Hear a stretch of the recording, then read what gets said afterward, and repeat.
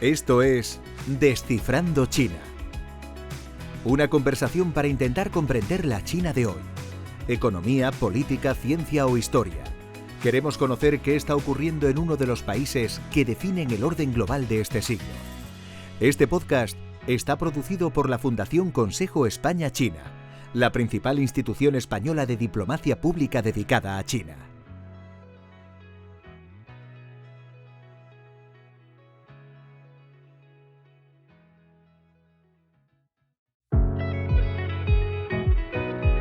Hola, ¿qué tal? Bienvenidas y bienvenidos a un nuevo capítulo de Descifrando China, el podcast de la Fundación Consejo España-China. Soy Jesús Gámez. Explicar la China moderna, o de manera menos ambiciosa, contribuir a comprenderla un poco, es uno de los objetivos de este podcast. Un país civilización descomunal, con una población casi 30 veces superior a la de España, la extensión de un continente pequeño y que se mueve en unas coordenadas políticas, sociales y culturales muy alejadas de las nuestras. En suma, una tarea difícil. A menudo, para entender los matices de su sistema político, con una dicotomía entre partido y Estado, o de su sistema económico, el llamado socialismo con características chinas, recurrimos a artículos y libros de expertos, de académicos o periodistas que llevan años estudiando el país. La oferta de libros que explican la China de hoy acaba de enriquecerse con una nueva incorporación. Un título publicado por Alianza Editorial, llamado Introducción a la China actual, y que firman dos académicos con una larga trayectoria analizando y diseccionando China, Mario Esteban y Rafael Martín. En este libro se hace un repaso de las particularidades políticas, económicas y sociales de China, con sus fortalezas y debilidades, sus ventajas y los riesgos que afrontará en el futuro. Hoy en Descifrando China nos acompaña uno de ellos. Mario Esteban es uno de los coautores del libro, catedrático del Centro de Estudios de Asia Oriental de la Universidad Autónoma de Madrid e investigador principal del Real Instituto Elcano. Mario, bienvenido y muchas gracias por acompañarnos hoy en Descifrando China. Buenos días, Jesús, y muchas gracias a vosotros. Vuestro libro, Introducción a la China actual, es una especie de manual sobre China que repasa algunas de sus principales características políticas, sociales y económicas, atendiendo tanto a su trayectoria histórica, especialmente en el siglo XX y lo que llevamos de XXI, y también trazando algunos posibles escenarios de futuro. ¿Qué os ha llevado a ocupar este campo, a publicar este libro? ¿Diríais que el debate público sobre China, como se dice a menudo, está trufado de algunos lugares comunes? O al menos esa es la sensación que me he llevado yo leyendo el libro.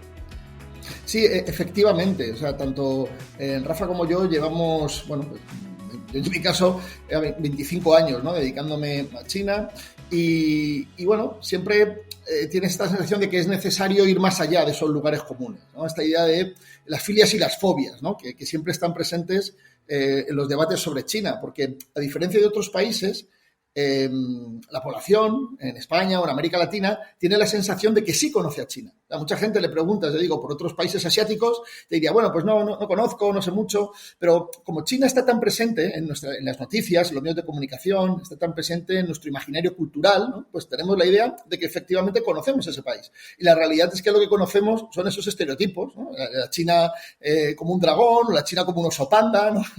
Esas imágenes, ¿no?, muy polarizadas, ¿no?, de China y que además normalmente están muy lejos de la realidad objetiva del país, ¿no? Entonces, el impacto que tiene ese país también fuera de sus fronteras. Entonces, pues queríamos aportar datos, aportar análisis para conseguir ir más allá de esto y tener una imagen, más precisa y más matizada de lo que es China y de lo que es el impacto de este país fuera de sus fronteras. Empezando por la política china, que es el primer gran bloque que tocáis en el libro, y hablabas de opacidad. Yo tengo la sensación de que este es un aspecto particularmente opaco en Occidente, que el sistema político chino es particularmente mal entendido. No sé si es déficit nuestro o, es algo del sistema que ellos no se saben o no se quieren explicar bien, pero tengo la sensación de que tiene un punto particularmente opaco. Y dedicáis, como decía, un capítulo del libro a explicar sus características. Me gustaría detenerme en dos. La primera cuestión más general, a la que entráis en profundidad, es la dicotomía entre partido y Estado, que genera ciertas tensiones no siempre fáciles de resolver.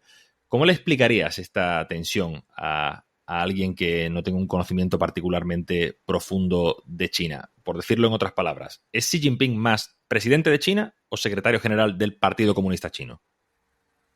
Bueno, Xi Jinping obviamente, ¿no?, ocupa los dos cargos. Lo que sucede es que hay una jerarquización. O sea, es decir, el Partido Comunista de China es el actor central dentro del sistema político chino. Entonces, lo que hay por parte del partido, y sobre todo esto Xi Jinping lo ha promovido mucho, es una instrumentalización del Estado y de todo lo que es la administración, ¿no?, pública.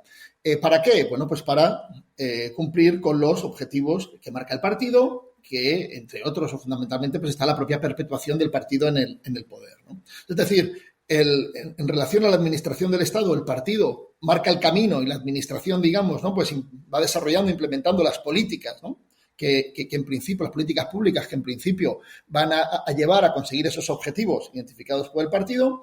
Y luego lo que tiene que ver con la representación, ¿no?, del Estado, el carácter ese representativo, ¿no?, de la institución, como decía, ¿no?, la figura del jefe del Estado. Lo que ha hecho el partido es identificarse con China. Es decir, el chino de a pie, digamos, ¿no?, por la educación que ha tenido, no distingue claramente entre el país y el partido, ¿no? Entonces, claro, esto hace que cualquier, por ejemplo, ataque, ¿no?, contra el partido, cualquier crítica contra el partido pueda ser interpretada como una crítica contra el país. Entonces, claro, que hay una instrumentalización del nacionalismo, ¿verdad?, por parte del partido, pues que le facilita su mantenimiento en el poder y facilita, pues, rechazar cualquier crítica desde fuera como algo antichino.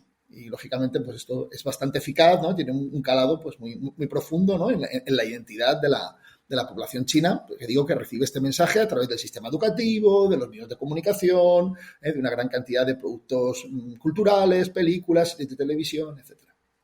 Y entiendo que esto viene del rol del Partido Comunista como agente unificador y estabilizador de China tras el llamado siglo de humillación.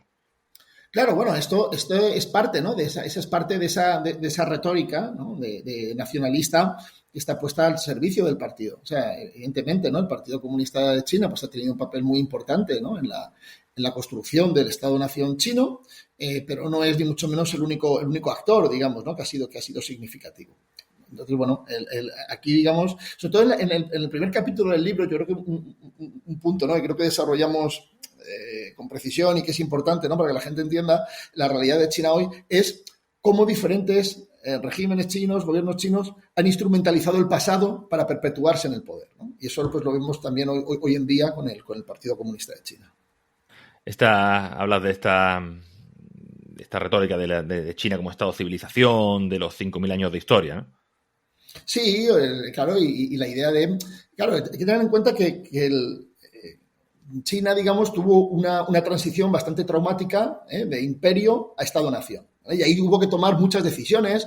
Hubo que decidir, por ejemplo, si ese Estado-nación iba a ser un Estado-nación multiétnico, o sea, lo que permitía un poco mantener los límites del imperio, ¿no?, y controlar, pues, una gran extensión de territorio y una enorme cantidad de población, o si iba a ser un Estado meramente de la etnia Han, y, por lo tanto, bueno, pues un Estado, pues, mucho más cohesionado en principio, territorial, ideológicamente, pero también, claro, un Estado, pues, con mucho menos alcance territorial y, en principio, también con mucha menos influencia internacional, ¿no? Y, bueno, pues se optó por lo segundo, y el Partido Comunista Chino, pues, ha tenido un papel fundamental, ya digo, en la consolidación de ese Estado multiétnico, ¿no?, en la consolidación de esas fronteras, con las dificultades que hay, ¿no?, hoy en día, ¿no?, en territorios como en Xinjiang, como en Tíbet, ¿no?, fundamentalmente.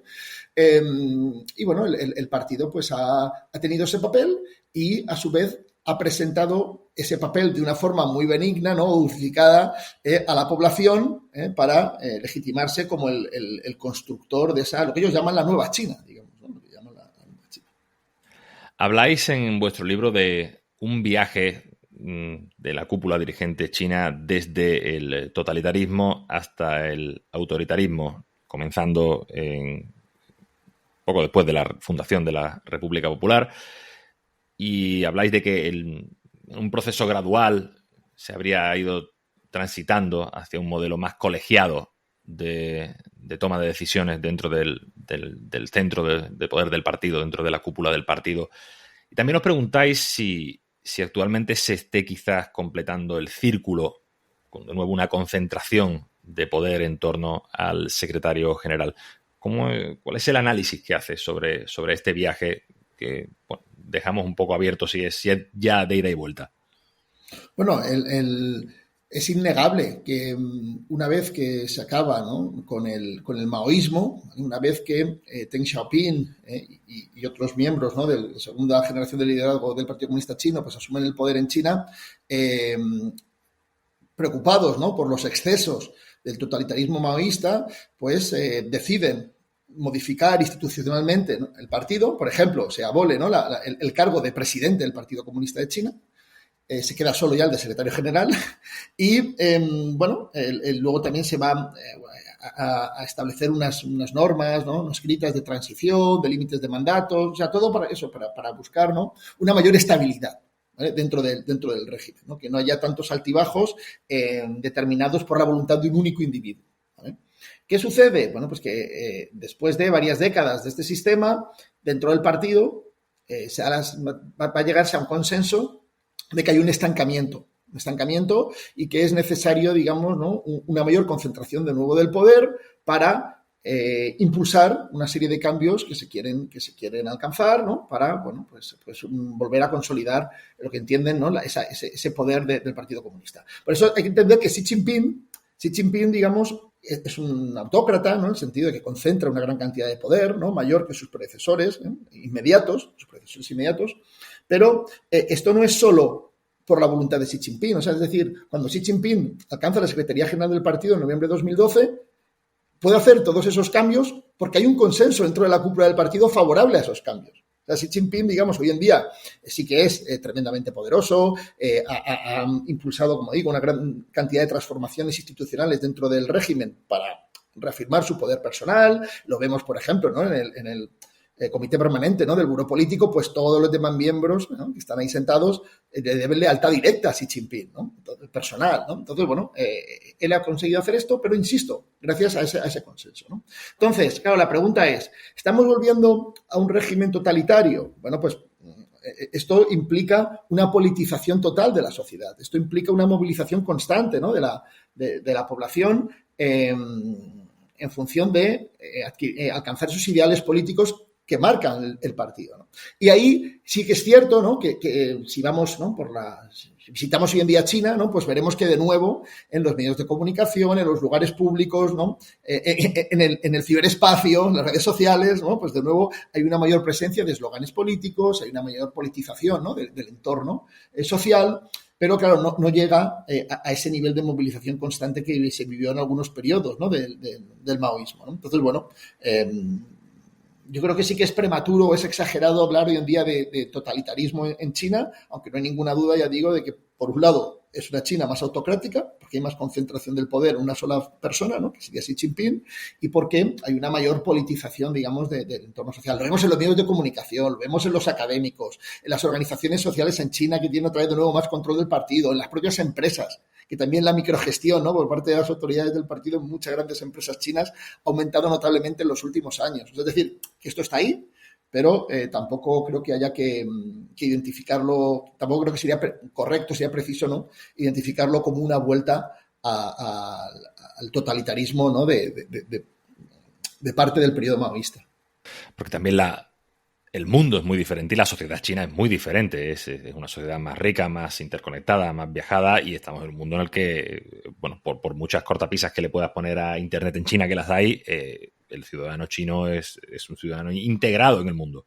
No, efectivamente. O sea, China, claro, para entendernos, ¿no?, por comparar con un vecino, ¿no?, que tiene, China no tiene nada que ver con Corea del Norte, ¿no? Y digamos, ¿no?, querer dar marcha atrás, ¿no?, en el desarrollo de la historia, por decirlo de alguna manera, ¿no?, porque como dices, ¿no?, han pasado, desde el final del maoísmo han pasado 40 años en los que China tiene una transformación brutal, profundísima, radical, ¿no?, en todos los ámbitos. Entonces, claro, la reacción que se podría dar dentro del país, ¿no?, en contra de esto, pues sería muy significativa, ¿no? Entonces, bueno, esto... o sea, hay que entender que los líderes del Partido Comunista Chino, ellos decidieron acabar con el totalitarismo. O sea, fue una decisión consciente porque entendían, aunque pueda parecer paradójico, que reduciendo ese nivel de control era más fácil mantener el poder, ¿vale? Entonces, claro, hoy en día ese cálculo no ha cambiado. Es decir, no es que, yo digo, nada nos hace indicar que que la hoja de ruta, ¿no?, de Xi Jinping es volver, ya digo, ¿no?, a un totalitarismo, ¿no?, como el del maoísmo.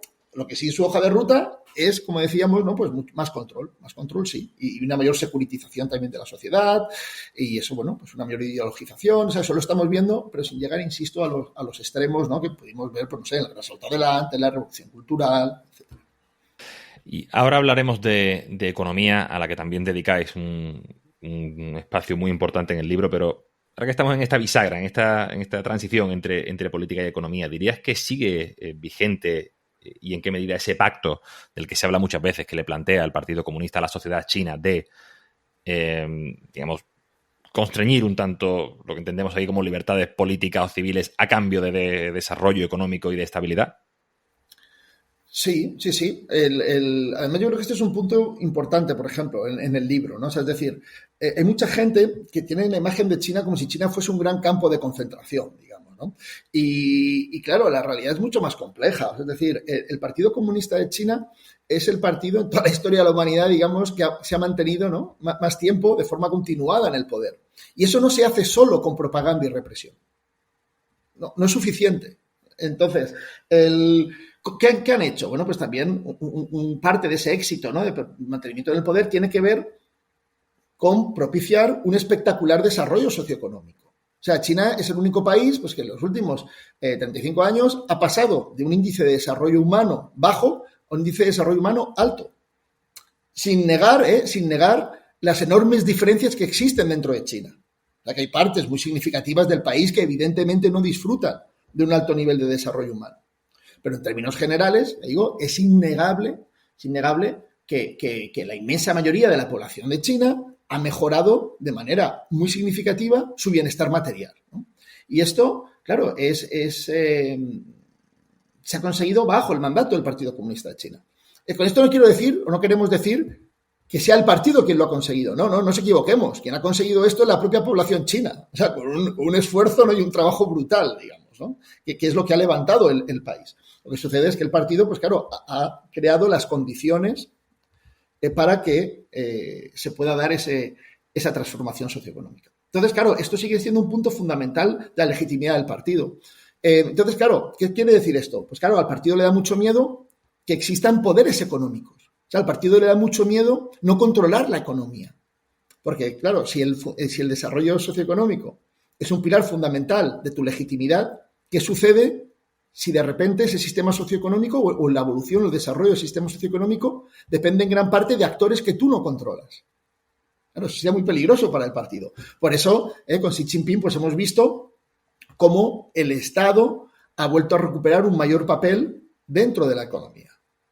Incluso de la gestión, ya digo, microeconómica, y de grandes empresas, ¿no? Y vemos, pues todos sabemos, ¿no?, cómo grandes empresarios chinos, pues en determinados momentos incluso han desaparecido, ¿no?, de la esfera pública, ¿verdad?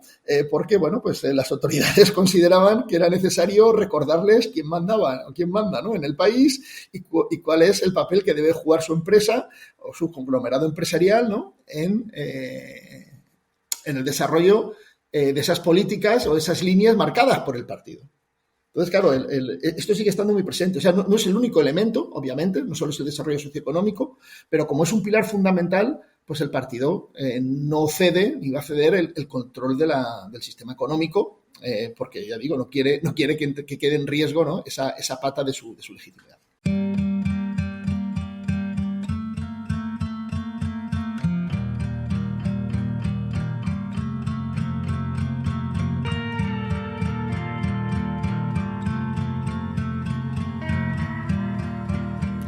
Esto me lleva a pedirte algunas pinceladas sobre el modelo económico chino, que de hecho en el libro os preguntáis si es un modelo puramente chino, si encaja en principios clásicos existentes en otros países, pero me refiero a este capitalismo de Estado, que, hilando con lo que hablábamos al principio de si entendemos bien a China o no, cierto que es a veces difícil de captar un sistema comunista que en realidad no lo es, o que no lo es en un 100%.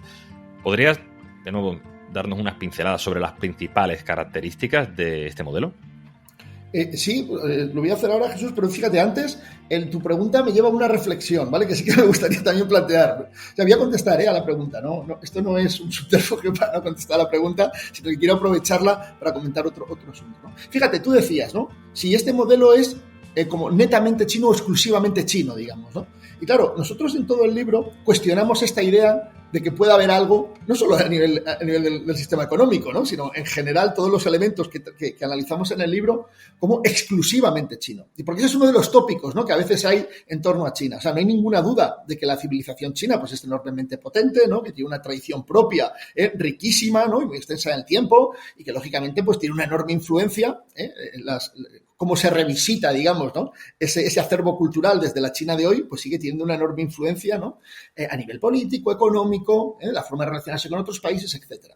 Pero claro, esa civilización no se ha desarrollado ni se desarrolla en un vacío, es decir, ¿no? Sino que se hace en diálogo, ¿no? Y en relación con el resto, ¿no? de la comunidad internacional, ¿no? Sobre todo hoy en día. Entonces, claro, yo creo que es muy importante tener esto en cuenta, ¿no? Y ese es un poco un enfoque, ya digo, muy transversal a los diferentes capítulos del libro, ¿no? De mirar China hoy, tanto desde el pasado de China como desde las influencias, ¿no? que ejercen otros actores internacionales sobre China, a la vez que China también influye en otros actores internacionales, ¿no? Entonces, bueno, dicho esto, ¿vale? Que me parecía que, no sé, que es un punto muy transversal del libro, ¿no? Que me parece que es relevante, en esto que comentamos antes, de ir un poco más allá de los tópicos.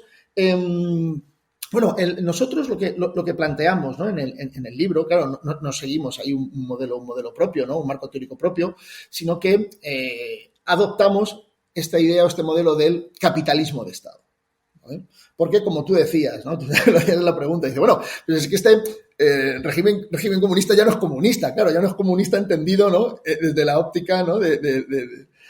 Clásica, bueno, de lo que fue el comunismo real, digamos, la Unión Soviética, ¿no? Y sus países, digamos, más o menos satélites, ¿no? Y claro, desde finales de los años 70, ¿no? Con Deng Xiaoping, al que hemos mencionado antes, aunque en su momento no lo llamaban así, ¿no?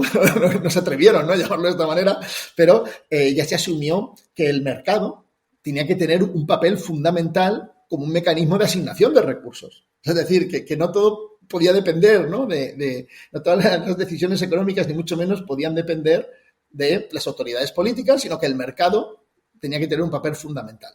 ¿Por qué? Porque eso genera resultados económicos mucho más eficientes. Entonces, si uno se quiere desarrollar, pues necesita una mayor eficiencia en la toma de decisiones económicas y el mercado, ya digo, pues es un mecanismo de asignación de recursos por lo general, ¿no? Pues más eficiente que las autoridades políticas. Bien, entonces sobre esa base se va a ir incorporando elementos, ¿no? De una economía de mercado dentro del sistema económico chino. Ahora bien, ¿qué sucede? Como decíamos antes, que todo tiene un límite. Es decir,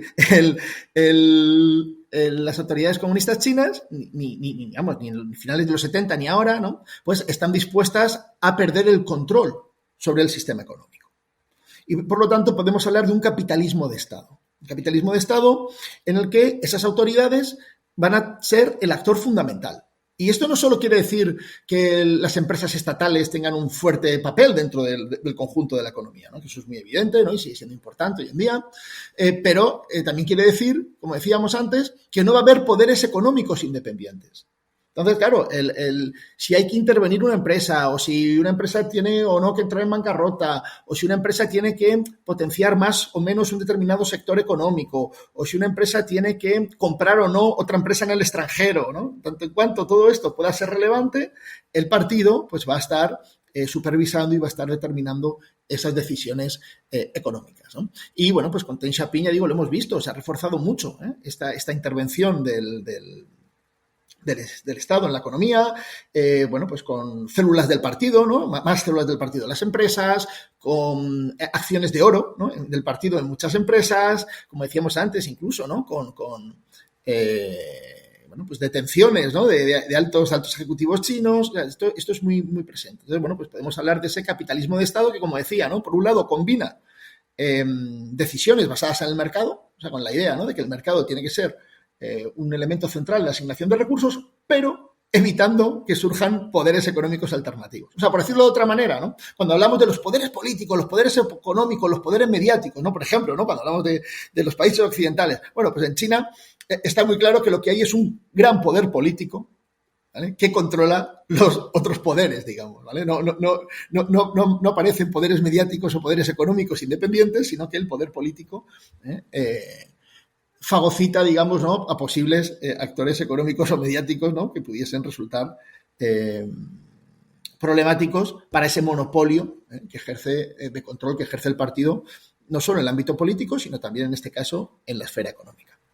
Es decir, que esta idea que se escucha a veces, seguro que tú la has escuchado, de que China es en realidad el país más capitalista del mundo, que tiene cierto predicamento, como todas las ideas un tanto contraintuitivas, sí que entiendo que sería un mito. Claro, para mí es un mito enorme. Lo que sucede es que el problema aquí muchas veces viene de tomar una parte por el todo.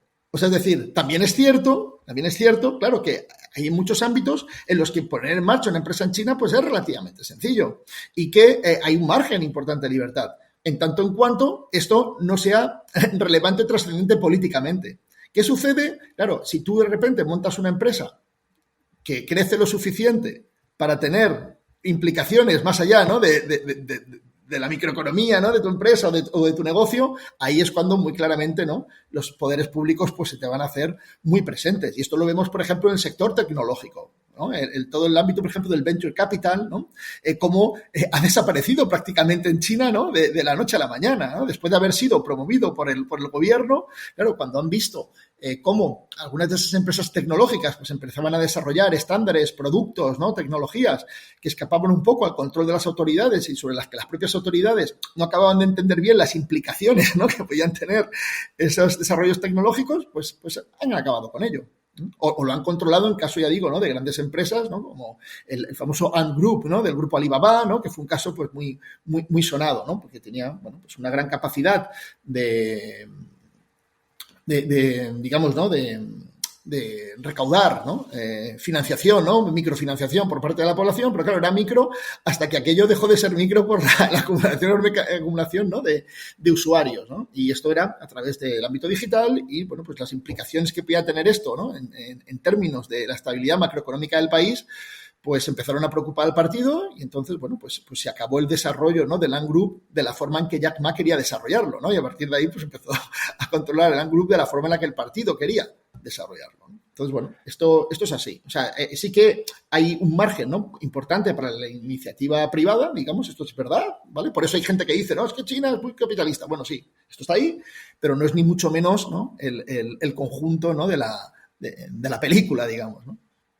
Este es un modelo que, como decías antes, ha propiciado o soportado uno de los crecimientos económicos más espectaculares de la historia de la humanidad, pero desde hace un par de años hay un gran debate sobre si empieza a dar síntomas de agotamiento este modelo y no vemos ya las tasas de crecimiento superiores al 10% que China encadenó durante muchos años. ¿Crees que este modelo se está gripando o crees que es una transición normal a una nueva fase? Bueno, es que el hecho de que este modelo se esté gripando no es contradictorio con que sea transición a una nueva fase, digamos. Es decir, bueno, hay un primer punto que yo creo que es importante, ¿no? Es que las propias autoridades, ¿no?, del régimen, ¿no?, son conscientes desde hace tiempo que este modelo se está agotando. De hecho, ese es uno de los motivos por el que dije antes, ¿no?, que apoyaron una mayor concentración del poder, no en una figura como la de Xi Jinping, ¿vale? Porque en el periodo de Hu Jintao, él era, digamos, una persona mucho más de consenso, ¿no? Entonces, claro, ¿cuál era el problema? Pues claro, en China, que es un país tremendamente diverso, es mucho más plural, que ese es otro de los mitos, ¿no? Vemos como un país monolítico y China es un país enormemente plural, ¿no?, en muchos ámbitos. Claro, los intereses de múltiples actores económicos y actores políticos, ¿no?, en torno al modelo económico, ¿qué hacían? Hacían imposible cualquier reforma o reestructuración profunda, porque siempre ibas a pisar callos, o sea, digamos, ¿no?, siempre iba a haber, ¿no?, un grupo de interés que estaba molesto. Entonces, claro, hubo un momento, el periodo de Xi Jinping, que no se hacían ya reformas económicas, ¿vale? Y ya digo, y entonces se veía ese agotamiento del modelo, entonces se entendió que era necesario un líder mucho más poderoso que estuviese dispuesto, ¿no?, a pasar por encima de intereses corporativos o de intereses burocráticos, digamos, ¿no?, para hacer una transición económica más profunda. Entonces, claro, ¿el modelo está agotado? Bueno, el modelo lo que es evidente es que no va a reproducir el éxito anterior, ¿no? Pero esto, digamos, casi más bien hay que entender que casi lo que ha sido anómalo, casi no es lo que está pasando ahora, sino la anomalía positiva en este caso, ¿no? Han sido los 40 años de un crecimiento tan acelerado. Entonces, claro, cuando un país empieza a tener una economía mucho más madura, pues lógicamente con los mismos niveles de inversión no va a conseguir el mismo retorno económico. O sea, para que entendamos esto, porque a lo mejor, claro, no todo el mundo que nos escucha, ¿no? Cuando hablo así, a lo mejor a veces un poco abstracto, ¿no? No se entiende del todo bien. Para entendernos. Claro, si tú inviertes, ¿no? Pues 1.000 millones de dólares, por ejemplo, ¿no? Por decir algo, ¿no? En carreteras y aeropuertos, ¿verdad? Pues en un lugar donde no hay carreteras y aeropuertos, pues lógicamente esto va a contribuir a una actividad económica mucho mayor en el futuro, ¿verdad? Vale. Pero ¿qué pasa cuando todas esas carreteras y aeropuertos ya están construidos? Pues que si quieres invertir 1.000 millones de dólares o de euros en infraestructura, ya no lo vas a invertir en algo que genere tanta actividad económica posterior. A lo mejor lo estás invirtiendo, pues no sé, en cambiar el mobiliario urbano, ¿no? O en embellecer, no sé, la ciudad, etcétera. Entonces, evidentemente, ¿no? Aunque el volumen de inversión es el mismo, el retorno económico que eso va a generar no es el mismo, ¿no? O en el ámbito industrial, no es lo mismo. Cuando tú estás creciendo en gran parte en base a copiar lo que están haciendo otros, ¿no? Y hacerlo de manera más eficiente, ¿no? En el sector industrial, pero sobre una base de tecnológica o de conocimiento, ¿no? Que tomas de otros, que cuando tienes que ser tú quien innove. Innovar es mucho más caro. Entonces, claro, China pues está haciendo esa transición y, por lo tanto, bueno, pues no puede mantener esos ritmos de crecimiento económico. Pero es que además también hay una transición demográfica muy importante en China. O sea, China es un país que ha envejecido mucho, muy rápidamente, y que además, desde hace ya un par de años, cuya población está decreciendo ya. Está en un proceso de decrecimiento poblacional. Y volvemos a lo mismo, pues eso también es un factor estructural que va a ralentecer el desarrollo económico. Pero es que además también sabemos que en los últimos años, ¿no? Sobre todo desde que Trump, ¿no? En la administración anterior, ¿no? Estadounidense, ¿no? La de Trump llegó a la Casa Blanca, ¿no? 2016, pues sabemos que el contexto internacional para el desarrollo económico de China es más hostil, ¿no? Hay toda una serie de países pues, que están limitando su interacción económica con China. Entonces, claro, también eso tiene un efecto en el desarrollo económico chino. O sea, el entorno geopolítico para el desarrollo de China ya no es tan favorable como era pues, hace una década, por ejemplo, ¿no? Entonces, claro, todos estos factores, digo, ¿no? Esa transición estructural de la economía hacia una economía más madura, ese cambio demográfico, ese cambio en el entorno geopolítico, pues lógicamente, claro, hacen que las perspectivas, ¿no? De crecimiento de China pues no sean ni mucho menos tan optimistas como las que habíamos visto en décadas pasadas. Dicho esto no implica que la economía china se vaya a hundir o no implica que China vaya a dejar de ser un actor económico de primer orden. No, eso no. Pero no podemos pensar que vamos a proyectar hacia el futuro, ¿no? Esos desempeños, esos rendimientos, ¿no? del pasado reciente de China. Y por acabar con este punto de transición entre política y economía, durante muchos años en Occidente se asumió que el desarrollo acompañado de una mayor liberalización económica traería una mayor apertura política. Un análisis que, por lo que escucho a diplomáticos, analistas, periodistas, gente que trabaja con China, se ha acabado revelando como erróneo, o al menos es un cierto consenso que se ha acabado revelando como erróneo. ¿Se pecó de cierta ingenuidad con este análisis? Sí, y te diría que la ingenuidad fue doble, y me explico. O sea, es decir, yo creo que ahí hay una doble ingenuidad. Tú has hablado de una y yo creo que hay dos. Me explico a dónde quiero ir a parar, ¿no? O sea, por un lado está esta idea, ¿no? que parecía, ¿no? Pues que una mayor liberalización económica de manera inevitable iba a dar lugar a un mayor pluralismo político, ¿verdad? Que es la que tú has mencionado y que, bueno, pues que está ahí, ¿no? O sea, es decir, yo recuerdo, ¿no? Ya digo, yo llevo ya mucho tiempo, ¿no? Estudiando China y yo recuerdo, ¿no? En la segunda mitad de los años 90, el debate no era si China, digamos, iba a democratizar, sino cuándo lo iba a hacer. O sea, es decir, se daba por hecho, ¿no? Que en ese contexto, ¿no?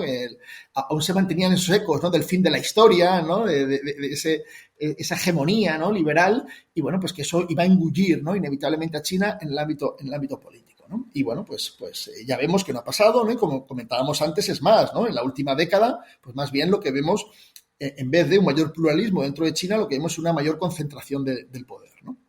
Pero es que, decía, yo creo que hubo una doble ingenuidad, ¿no? Porque también dimos por sentado que China iba a adoptar nuestras formas de proceder en el ámbito económico. O sea, lo que comentábamos antes cuando decíamos, ¿no?, lo del capitalismo de Estado. Bueno, pues pensábamos que China no iba a mantener este tipo de estructuras, sino que China se iba a convertir, ¿no?, pues en una economía liberal, ¿verdad? Dábamos por hecho que esto iba a ser así y, de hecho, eso es lo que explica el tipo de acuerdo que se alcanzó con China para que China entrase en la OMC, en la Organización Mundial de Comercio, en el año 2001. O sea, que en realidad era muy poco exigente, con algunas transformaciones internas dentro de China en el ámbito económico. ¿Y por qué era poco exigente? Porque es que se pensó, de manera ingenua, que si China quería internacionalizar su economía y se iba a integrar, ¿no?, ya digo, en la economía mundial, de forma, digamos, automática, esa integración dentro de la economía global iba a llevar a esas transformaciones macroeconómicas dentro de China. Y eso tampoco ha pasado. Y de ahí, bueno, pues las tensiones económicas estructurales que tenemos con China y los desequilibrios que tenemos en la relación económica con China. O sea, que yo diría que ahí hubo una doble ingenuidad. O sea, primero, pensar que China iba a adoptar nuestro modelo económico y, segundo, pensar que esa adopción de nuestro modelo económico inevitablemente iba a llevar a un mayor pluralismo político, y ninguna de las dos cosas han pasado.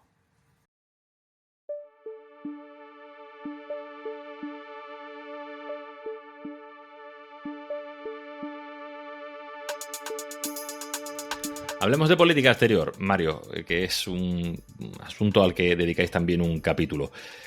La política exterior china probablemente se caracterice en la actualidad por una mayor asertividad con respecto a las últimas décadas del siglo XX. En este sentido, recogéis en el libro la famosa cita de Deng Xiaoping en la que abogaba por esconder las fortalezas y esperar al momento adecuado. Y argumentáis que con Xi Jinping quizás se tome conciencia de que ese momento ya habría llegado y China deja de navegar como una especie de submarino para asumir un papel más central, más claro y más asertivo en el orden internacional. ¿Cuáles son las principales características de esta política exterior de gran potencia, como la llamáis? Bueno, pues por utilizar una expresión que está muy en boga, ¿no?, hoy en día en España, en nuestro país, ¿no?, aunque no siempre, yo creo, de manera acertada, esta idea de sin complejos, ¿no? Pues bueno, pues de repente, bueno, pues China asume una política exterior sin complejos. O sea, es decir, que está dispuesta, ¿no?, a defender sus intereses nacionales, incluso a costa de entrar en tensiones con otros países. O sea, queda atrás esa política exterior de perfil bajo, ¿no?, que mencionábamos antes, que vinculábamos a Deng Xiaoping, ¿no?, y que los siguientes líderes del partido adoptaron también como propia, ¿no? O sea, esta idea de no nos metamos en líos en el exterior, ¿verdad?, y así podremos centrarnos en nuestra agenda doméstica, que es lo que realmente nos preocupa, ¿no? Y sin embargo, pues hoy en día, hoy en día, vamos, desde que llegó al poder Xi Jinping, ¿no?, en 2012, la idea es, China ya es suficientemente poderosa como para defender de manera más proactiva, más firme, ¿no?, sus intereses a nivel internacional. Y esto, claro, tiene múltiples derivadas, a veces negativas, que a lo mejor son las más evidentes, ¿no? Lo vemos, por ejemplo, en diversas reivindicaciones territoriales, ¿no?, que tiene China, por ejemplo, pues no sé, por decir una, pero vamos, hay unas cuantas, ¿no?, en el mar del sur de China, ¿no? Pues lo vemos, ¿no?, en la creciente presión, ¿verdad?, por ejemplo, a los barcos, ¿no?, y filipinos, ¿no?, por ejemplo, ¿no? Y vemos, bueno, pues un creciente número, ¿no?, de aviones y de barcos chinos que entran en zonas en disputa, en el mar del sur de China, en el mar de China Oriental, en el estrecho de Taiwán, ¿vale?, etcétera. Entonces, bueno, pues esto está ahí, ¿no? O lo vemos también, con en muchos foros multilaterales, ¿no?, en los que China, de manera muy clara, muy vocal, defiende posiciones alternativas a las que defienden las potencias tradicionales, ¿no? Y cuando a lo mejor, pues hace unas décadas, pues China, aunque no coincidiese, ¿no?, con esos puntos de vista, las potencias tradicionales, ¿no?, pues no intentaba articular alternativas diplomáticas, ¿no?, a dichas posiciones. Pero también hay que entender que esa mayor proactividad a veces también tiene impactos positivos en otros actores. O sea, no todo, digamos, es negativo al resto de países, ¿no? ¿Por qué? Porque, claro, China ha invertido mucho más en el exterior, a través de financiación, a través de propiamente inversión productiva. Entonces, claro, eso también genera, pues oportunidades económicas, oportunidades de desarrollo para terceros países, sobre todo países, ¿no?, en vías de desarrollo, pues que ven con buenos ojos esa mayor disposición de China para contribuir, ¿no?, al desarrollo de otros países, ¿no?, como forma también de influir en esos actores, ¿no? Pero bueno, hay muchos que le dan la bienvenida. Y ahí, pues no sé, iniciativas como el Banco Asiático de Inversión en Infraestructuras, ¿no?, como la famosa iniciativa de la Franja y la Ruta, ¿no? Bueno, pues todo esto, ya digo, también es parte de esa política exterior de gran potencia, de esa política exterior más proactiva por parte de Xi Jinping. Quizá la gran cuestión en torno a la política exterior china es Taiwán. y probablemente la gran cuestión general de las relaciones internacionales en este siglo, relacionada con esta, es la dinámica de competición entre Washington y Pekín. En vuestro libro os mostráis un tanto escépticos, tengo la sensación, corrígeme si me equivoco, sobre la inevitabilidad de un conflicto armado que algunos analistas dan por descontado en algún punto del futuro, citando la famosa trampa de Tucídides sobre las dinámicas entre grandes potencias. Y aunque no descartáis este escenario, ¿por qué creéis que una guerra entre China y Estados Unidos no es probable a medio plazo?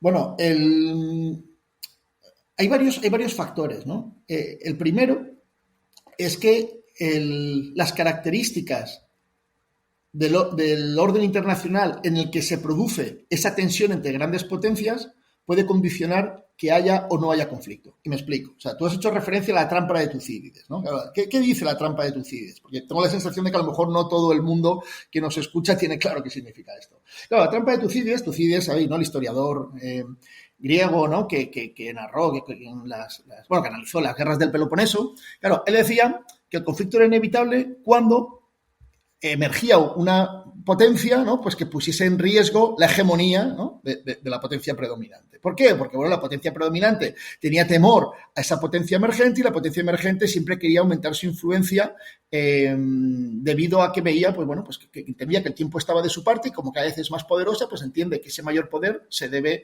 de traducir en mayor influencia internacional. Y eso pues generaba ansiedad, generaba tensión en el hegemón, poniéndole, bueno, pues cada vez una mayor sensación de riesgo y esto antes o después iba a detonar un conflicto, ya fuese por el temor del hegemón, ¿no? a perder esa posición privilegiada y por lo tanto entendía que cuanto antes atacase a la potencia emergente, pues mejor, porque lo haría en un equilibrio de fuerzas más favorable, o, ya digo, esa ambición, ¿no? de la potencia emergente, pues que le podía llevar a atacar al hegemón pensando que gracias a ese ataque, ¿no? pues iba a conseguir sus objetivos, ¿no? en el ámbito internacional.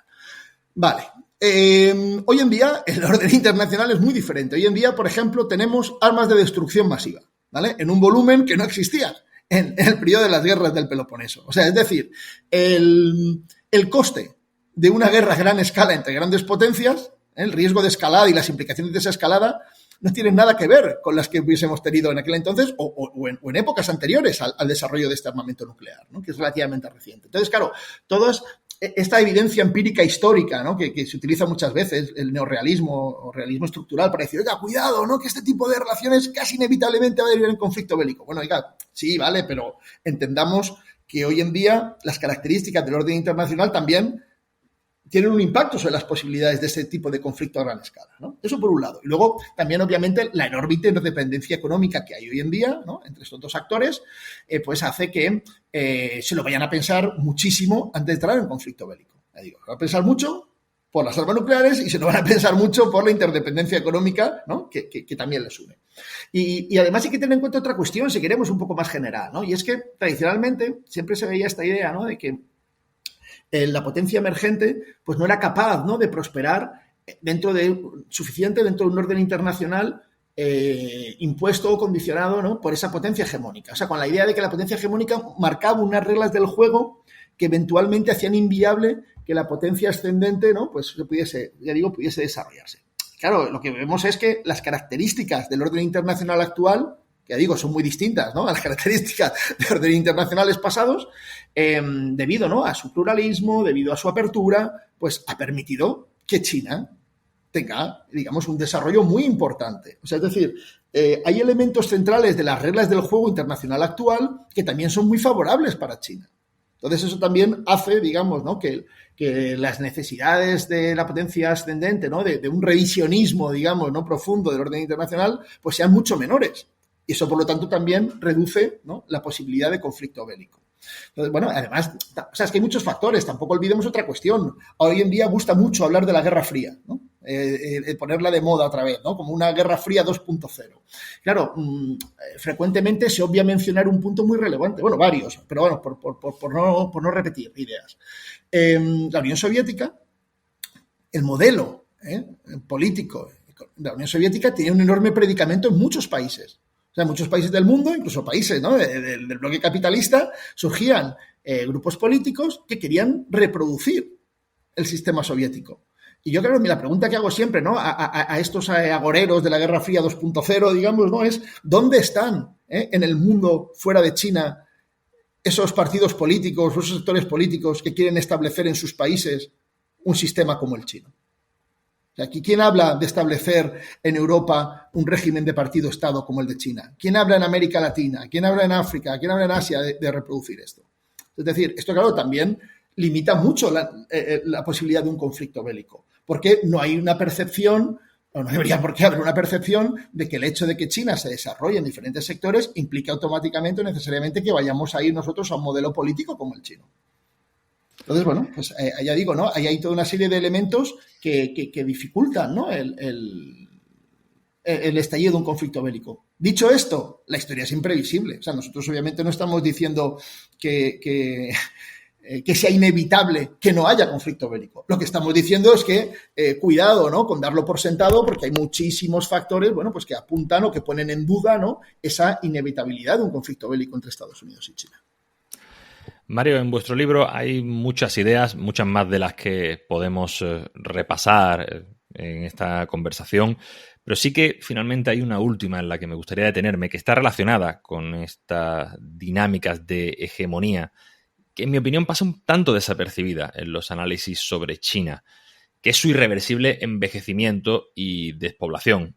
Hacías alusión a este factor cuando hablábamos de la economía, pero me gustaría volver a él. China no solo perdió el año pasado su posición como país más poblado del mundo, sino que todo parece indicar que en las próximas décadas Nigeria también la adelantará en población, será el tercer país más poblado del mundo, un cambio sísmico en las dinámicas de población mundiales. ¿Pero qué puede suponer esto para China, tanto en desarrollo económico, que como mencionabas antes, como en cuanto a su hegemonía internacional y por lo tanto a las posibilidades de fricción o confrontación con Estados Unidos? Pues, o sea, te voy a decir el tópico este de me encanta que me hagas esa pregunta, pero es que de verdad que me encanta que me hagas esta pregunta, ¿no? Porque me parece muy, muy relevante y me explico. Claro, mucha gente, cuando hablábamos, ¿no? De esas imágenes extremas de China, ¿no? Algunas como muy positivas, otras muy negativas, ¿no? Claro, hay muchas personas casi que igual que dan por inevitable que China se convierta en la nueva gran potencia hegemónica, ¿no? Como que China sustituya a Estados Unidos, ¿no? Como el gran hegemón. Y uno de los fundamentos, ¿no?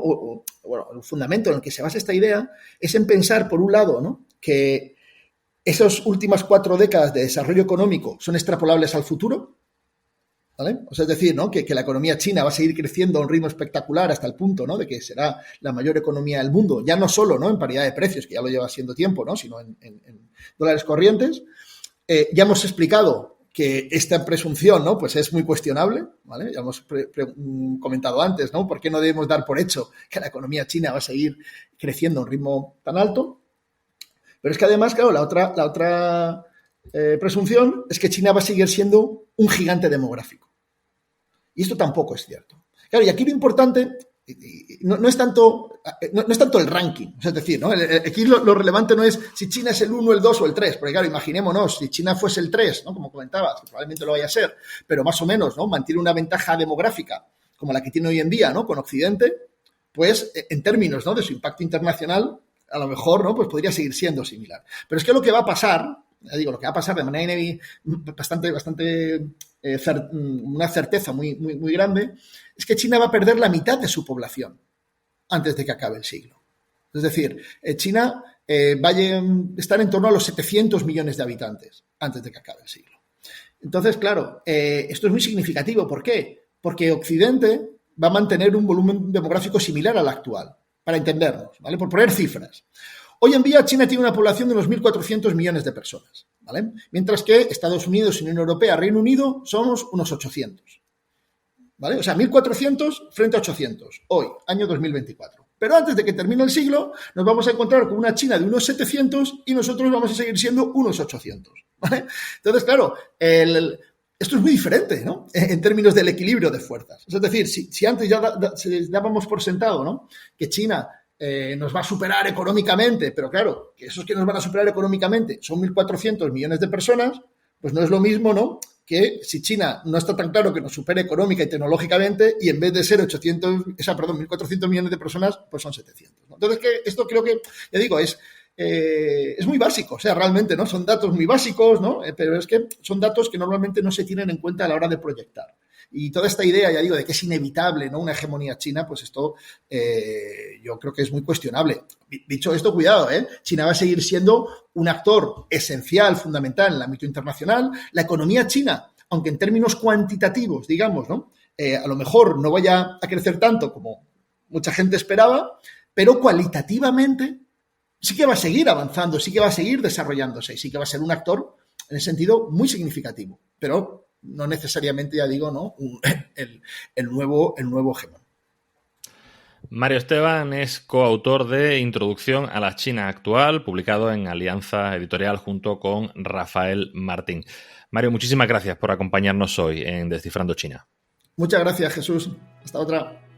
Puedes seguir la actividad de la Fundación Consejo España-China en www.spain-china-foundation.org, suscribiéndote a nuestra newsletter o a través de nuestros perfiles en Twitter, LinkedIn, Facebook e Instagram y nuestro canal en YouTube.